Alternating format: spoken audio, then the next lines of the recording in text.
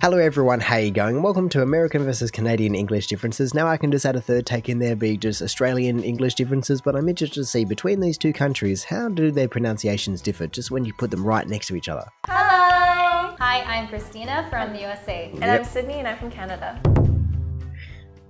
Canadians say a lot. Yeah, it depends. Depends where. Yeah, it depends on the location, but our stereotype is saying A. Yeah, that's what I know. And also like the sound is a little bit different. Yes. In terms of the A in the A-I-R, if that makes any sense. But even that straight off the bat is a perfect example of what we're talking about. Just going, oh wait, you pronounce it slightly differently, and I'm wondering, wait, are you talking about this or this? I mean, at least Christine on the left did cover her tracks when talking about the stereotype. She said it depends on the location, because I know some of you guys just in the comments would go, it's not true, no one ever says it. But hey, even the Canadians said, well, it depends on the location.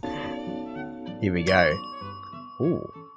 In the US, colored pencils. Pencil crayons. Pencil crayons? Yeah. Wait, I didn't what? know that. No, I did not know that either. If someone had told me that they are called pencil crayons, or they'd ask me for a pencil crayon, I'd go, okay, do you want a pencil or a crayon? Are you talking about just a crayon? Or are you talking about a pencil that has, I guess, like the oily crayon inside it? I'd honestly just think you're weird going, well, which one do you really want? Do you want a pencil or do you want a crayon? Because they're two separate things. I mean, I can understand how you're going, okay, it's a pencil and you got crayon, like crayons with the color, but you're not really describing what it is. Whereas at least with the USA, you go colored pencils, that can kind of be derived between the two words, but pencil crayons from a non-Canadian, you just go, what are you talking about? That's two separate things. And so what can I say? I just have to agree with the USA on this one. Just they are colored pencils through and through. If we say crayon, it's just like a crayon. Yeah. But this is a pencil plus a crayon. Oh man, I But didn't know it's that. not. That's the first time I heard pencil crayon. Really? Like, Yeah. I've never really heard color pencil.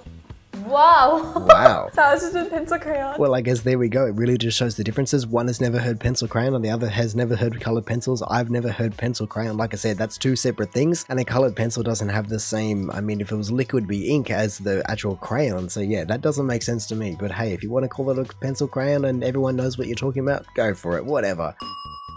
Ah, here we go. Z. Z. Actually, other countries say Z too, Yeah. right? Yeah. Is it just us that say Z? I'm not sure. Yeah, I don't know anymore too, because I always thought Z coming from the US, but then I heard other countries, they say Z. Yeah.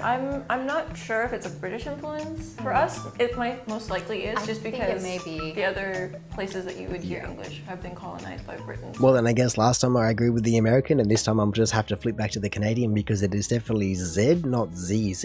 I mean, I know what you're talking about, and I just go, okay, you're obviously from the USA, but like they were saying, as far as I'm aware, it's basically only the USA that probably says it, or maybe some other countries that have taken American pronunciation through, I guess, Hollywood and things like that. But I wouldn't exactly count that if English isn't their first language or their national language, and so I can only assume from memory, like South Africa is going to say Z, Canada says Z, obviously Britain being the UK also says Z, Australia says Z, New Zealand says Z, and so as far as I'm aware, Z must be the ruler, with the Z just belonging to the USA on its lonesome.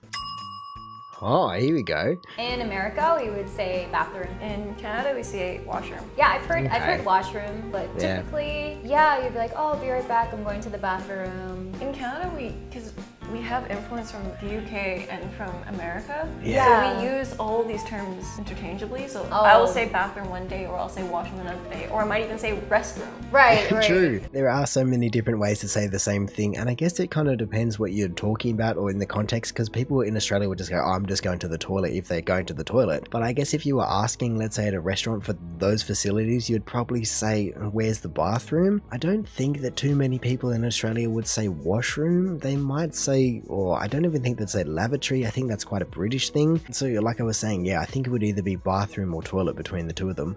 Okay. It really depends on who you're speaking to in Canada too. Yeah. Someone who has more of a British influence will say more of like the British. Yeah. So Yeah, exactly. What do you use? I use these two most, like bathroom and washroom. But if I want to sound more refined, I'll go with restroom.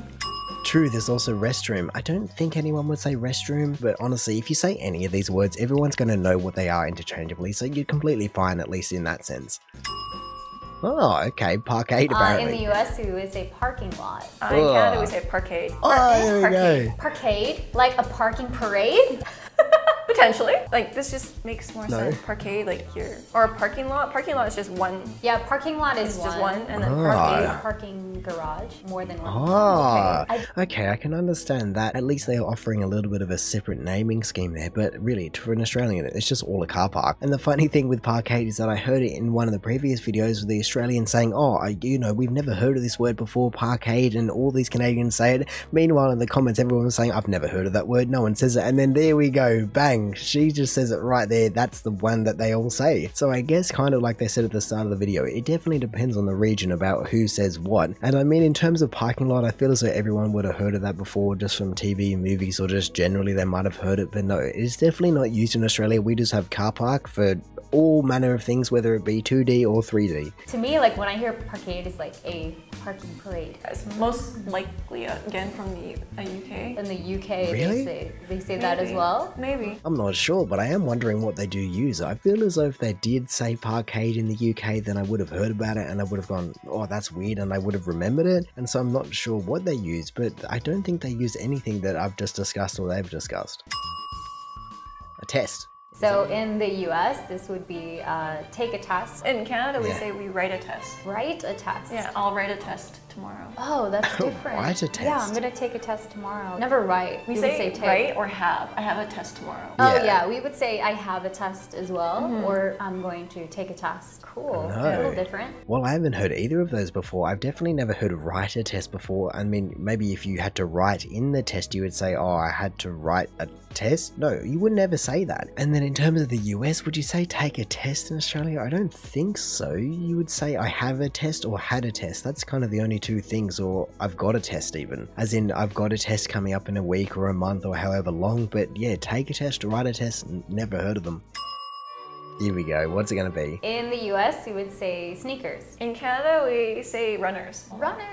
Yeah. Well, we say runners a lot. Sneakers is also because a huge influence Right. from America. We'll also say sneakers, but yeah, runners are definitely very common. Because to you say. run in And the shoes, shoes. exactly, and you they're run in specifically- runners. Yeah. Now honestly, in Australia, this one has so many different varieties. I've absolutely heard sneakers before, that's fairly common. Runners, I've definitely heard. You've also got joggers, and maybe the older generation might even call them tennis shoes. You know, there are so many different individual things, and they all mean the exact same thing. And so at least everyone's going to know what you're talking about. But yeah, I'm sure there are even a couple more that I'm not thinking of, but they all are just that same shoe that you just wear when you want to be comfy.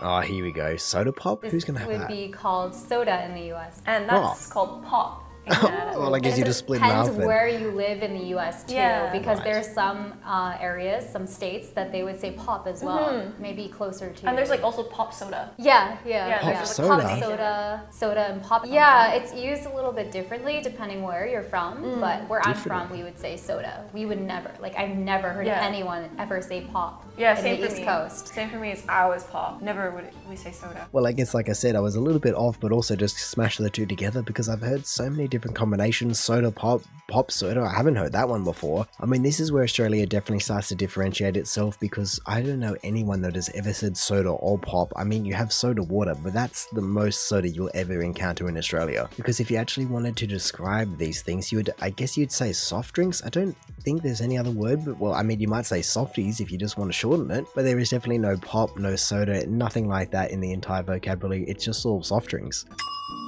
Oh, what is this going to In be? the US, we would say napkin or paper napkin. Okay, napkin. in Canada, we'll say, we have two ways. We'll say it's either serviette or a napkin. So it also French. depends on the area as well in Canada. Some areas in Canada will specifically say serviette a lot Surely more, that's while Quebec. others will say napkin a lot more. Is But that a French word? I think it's Sounds probably like from- it sounds like a French Yeah, word. sure. Surely. Serviette, yeah. It's the East Coast, East side that says serviette a lot more. Yeah, there we go. Like I said, Quebec. But you surely can't be sitting here going, oh, I wonder where it's from. No, surely that's a French word, and that just makes sense as to why it would be in Canada at all. And then my side, the west side, is more napkin. But if you heard Right. serviette, then you would know what perfectly it is. Yeah. Okay. I use serviette. I was gonna say, can I have a serviette? Yeah.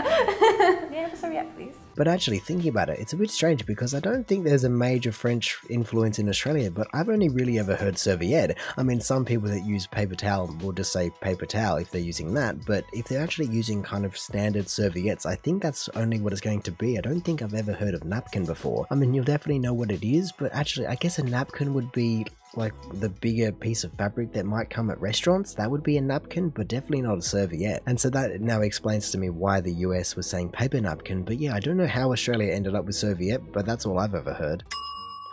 Oh no. So in the US, we would call this cigarette or like cigs, ciggies. Yeah. Okay, yeah, same. Like for us, we'll say smokes or cigarettes. So Smokes. some of the younger generations might even say ciggies as well. Like Yeah. I said, like as a slang. But yeah, definitely smokes and cigarettes are the common phrases. Yeah, I've heard some people say smokes in the US as well sometimes, but yeah, it depends on the person too. And what influences they've had. Yeah, on social media. There's so many different ways to call it. Well, what can I say? That is certainly true for Australia as well. Man, I don't even know if I'd be able to remember all the different types that I've heard people say it over the years. I mean, to be honest, I think the one I would have heard least is smokes. I don't think I've ever heard anyone say smokes. Maybe, nah, because they just say ciggies or cigarettes or durries, or the list goes on basically. Especially once people get into making their own, then that might be rollies. It just, like I said, it just continues and continues. But generally overarching, it's going to be cigarettes or ciggies, I think, is the blanket term. So basically the same as these two. Oh, interesting. So in the US, we would call this a fire station. We call it in Canada a fire hall or a fire station. Oh, fire hall. Yeah. Oh, Fire okay. hall. Maybe because it's a big building. Yeah, it's like a big place, so it's like a similar, hall, right? similar to like a hall building. Okay, cool. Yeah, I've always heard like fire hall or fire station. Well, honestly, I don't know what I would say this is. I feel like I'm being a little bit influenced by what they've said. I can only think that we would say fire station as well, but that just sounds not really right. I mean, you have fireys, which are the workers, and then you have the fire truck, and so I can only assume you'd say a fire station, but I feel like it's pretty rare for the actual building to come up in conversation, let alone like, oh, the fire truck or the fireys are going somewhere to fight a fire, whereas the actual building, like no one says, I'll call the fire station you'd call 000 in Australia. And so like I said, I guess I'm just gonna have to guess and go with my gut and say that it would be fire station, but yeah, I don't really know. Here we go, surely not. Okay, in the US, we would say 1 kilometer. In Canada, we say Wow. as well. You will say like a click. A click? Yeah, A click? A click, yeah, or a kilometer. We have, like, again, we use both. Click doesn't come to mind right away, but yeah, we do say it. Oh. Especially I know a lot of my friends in central Canada will say, because it's the prairies, so it's much flatter, and there are a lot of driving to be done there, so people will say click a lot, like, oh, it's a couple clicks away. Interesting. Couple clicks away. Because click, when I think of click, I just think like, you know, click, get the mouse. Like, Click, click, so like 1 click is like 1 kilometer, that one rotation. Interesting. Yeah. Okay, yeah. Strange. that's interesting. Oh, I've never thought about it like that. Is it meant to be a click in terms of something or a measuring device that measures a K and it goes click as it turns and completes 1 revolution? Is that where a click comes from? Because I feel as though I've only ever heard click referenced in movies in the military kind of thing. I've never heard it actually be used. I mean, it certainly makes sense because to say 1 kilometer, it's quite a long word to say, and I'm honestly surprised the US lady knew what it was. I mean, it does seem as though she's a little bit better versed than a lot of Americans in the metric system, but maybe that's because she lives overseas or she just had a broader scope of view. And then in terms of Australia, we just have to shorten it all down again. We don't say click, we don't say 1 kilometer. I mean, unless we're really trying to be specific for some reason, but we'll just say 1k, 2k, 5k, 10k, whatever it may be. You're traveling at 10k an hour, 50k an hour, whatever it may be, it's always just going to be k and you know what it is. But then that doesn't transfer down into meters. You would still say meters. You don't say 1m, 2m, 5m or anything. No. You still say 1 meter, 2 meters, 3 meters, but if it's k being kilometers, you just shorten it to k. Oh no, this is going to be random. In the US, we would call this a sofa. In Canada, we'll say a couch, or even Yes. sometimes people say a Chesterfield. Wow. Chesterfield? Chesterfield is more British. Really? It's Just a definitely little more British, bit. but we'll say couch or Chesterfield. Oh, yeah, the US would be sofa or couch. Couch, it really depends. I think it's 50-50. I think it's all 3 for us. Chesterfield? Yeah. That's like, sounds like very a place. British. It's very Oh yeah. it's very British. Chesterfield, and then we'll have couch, and then we'll have sofa. Well, even though I said it was going to be random, that one definitely took me back. I did not expect to be seeing, I guess, a British town name is what, like she said, it sounds like in there. To be saying that that thing in your living room is a Chesterfield, my goodness, it's such a long name for quite a relatively common and simple item. And so this time I just have to switch back to the USA and go, I don't know what Chesterfield is. Honestly, I don't even think if the UK says that anymore. But either way, I'm just having to go with the USA. It's definitely couch, and then I'll add some more. more later. I'm going to buy a Chesterfield in Chesterfield. But also, like, sometimes our connotation of like a Chesterfield can be sort of different too compared to a couch. Okay, How that so, really like sounds like an a armchair? town name. It could be, yeah. I think maybe really someone is a from town. Chesterfield made the Chesterfield. Exactly, that's And where so it why came you from, got of the the Chesterfields. Chesterfields. Well, beats me. I have no idea where that name would have come from. I guess it's kind of similar to Manchester in Australia, how Manchester is like linen and everything. So perhaps that's how it got to be Chesterfield, but no idea. I mean, at least in Australia we have couch, lounge, you would have a sofa bed, but you would never have a sofa. But yeah, no, we definitely have couch and we definitely have lounge. That would be the two. And then you'd have an armchair, like I said, which I was wondering if that is what a Chesterfield would be. I mean, I'm only guessing, but she did say there's a bit of a differential there. And so who knows, maybe there's a difference, but yeah, no, lounge and couch, that's Australia done and dusted. What? So in the US, we're having fried chicken for dinner, right? In Canada, we would say we're having fried chicken for dinner, eh? Hey. Or There it we could is. say right as well. So it also depends okay. on, like, if you're more city, you might say right or hey. Oh, okay. Hey. Depends on, like, I've heard right, hey, and a. Oh. In Central Wow. Canada as well, it's mainly like hey or a or a. Hey or Yeah. hey. We're having fried chicken for Interesting. dinner, hey? Oh, I've heard it. It's a very like kind of like stereotypical Yeah. thing that Canadians say A. If I see some like YouTube videos, people making kind of fun of it, then I hear it. Yeah, I hear a lot of like the A. Yeah, I say a lot. Yeah, And I've met some Canadians. I even write it all the Oh, time. Even write yeah. it. That is a next level thing. I have not heard of someone writing it before, especially because people are like, no, we don't say it ever. But she just goes fully and commits and goes, no, I say it, I write it. It's just fully in my vocabulary. I mean, at first I didn't know what this was meaning. We're having fried chicken for dinner tonight, question mark. I'm like, what is he going to be? But I guess fill in the blank. You'd say yeah, which I guess as well as theirs doesn't really mean anything. Like they said, hey, right. I guess it's all just kind of implied with the tone, and that's where English gets confusing because there isn't a question mark that comes out of your mouth. But I guess it also depends on what they're trying to convey, because if someone said to me, oh, we're having fried chicken for dinner tonight, right? You'd go, oh, yeah, okay. Like they're definitely trying to nail it home. They're going, right, make sure of it. I mean, I certainly can't speak for the A. That's just Canadian through and through. I'd go, okay, I just know where you're from. I don't know what you're saying though. Yeah, I say a lot. Yeah, And I've met some Canadians. I even write it all the time. Oh, yeah. Especially, it's just the perfect, it's an emphasizer as well. Exactly. A is an True. emphasizer, and it's also a tag question. And so that was so cool, eh? Yeah. Type thing. So it's Too many ways. type thing. So we use it as just like an emphasizer Yeah. as well. And so I'll type it, and it's really hard for me not to use a in those situations, and especially for teaching. Oh, I'm like, That's- that was so cool. A. A. Right? Right. No, you can say A. You know, if Yeah. I was around more Canadians, I feel like I would pick up and I would say A a lot Probably. too. My one Finnish friend, he started picking up A, and he was like, it's you. Yeah. Honestly, that does sound like something that could very easily happen, because like she said, it's a very easy thing to just join on the end of a sentence, and just whether it be a question or an emphasizer, you definitely can make it mean whatever you want, but at the same time it just adds a little bit more spice, and so people know that you mean what you mean. And look, I'm sure the same thing would happen just internationally, whether you go to the USA or Australia, New Zealand, Britain. I'm sure any non-English speaking countries, you're just going to pick up all these little other extra bits that you can just add onto your sentences. And I guess in that case you might have to be a bit careful, because if you travel a lot, you might just end up having half your sentences and all these just descriptive bits that mean nothing to anyone else. I think for me, it was a color pencil. For me, Yeah, maybe crazy. The sofa, Chesterfield. Yeah. that was just like, what? I've really never heard about that. You know, like the pencil crayon was a little different, but I can understand why. But like Yeah. Chesterfield. There's also, Where does it I come don't from? know if you have it on here, but in Canada we have, especially in the one area. So what do you call, it goes over your head and it has a hood. Ah, like a hoodie. A hoodie. We call it a bunny hug.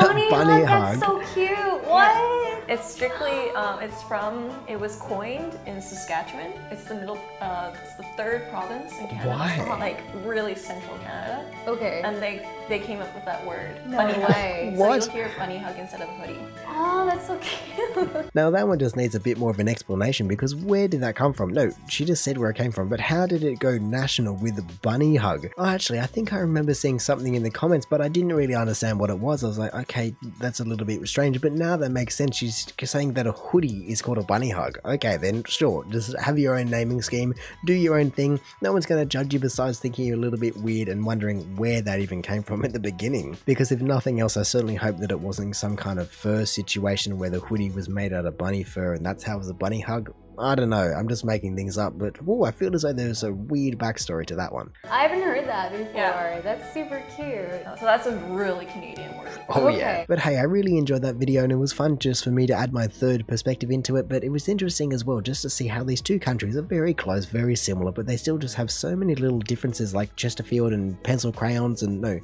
crayon pencils, whatever it was, and how the French influence is obviously in Canada, especially on the East Coast, and they still have the British lingering there a lot more than the USA, and then Australia just has a mix of everything as well. I mean, I'm fairly sure out of the 6 main countries being Canada, US, UK, South Africa, Australia and New Zealand, I think Australia and New Zealand are the 2 main outsiders out of everyone. But hey, that certainly doesn't mean that Canada and the USA didn't show that they've also got their own thing going, and so look, it just makes everyone unique and that's exactly what you want. But anyway, in saying that, I reckon I'm going to call it there. So thank you for watching this video. If you did enjoy it, feel free to do the YouTube algorithmic things down below. Also, if this is the first video of mine that you are watching, then make sure to go check out just any other ones I've done. Also, make sure to go check out the original video down in the description below, or hey, maybe even just want to consider subscribing so that you don't miss another one of these in the future. But all in all, have a good one and see ya.